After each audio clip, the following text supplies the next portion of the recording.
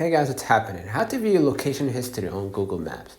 To view your Google Maps location history, quote unquote, timeline, open the Google Maps app, tap your profile icon at the top right. Under your profile, you're going to see your timeline button. Just go ahead and press it. Inside, what you're going to do, you're going to just go ahead and control your timeline, right? Where you can see daily routes, places visited, and travel stats, excuse me. You can also access it on the web via the menu. Ensure location history is turned on in your account settings for it to record. In our case, we already set that up.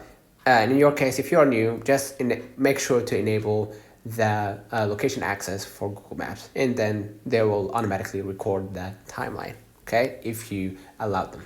Okay, if you started, recording your locations. So don't forget to like and subscribe.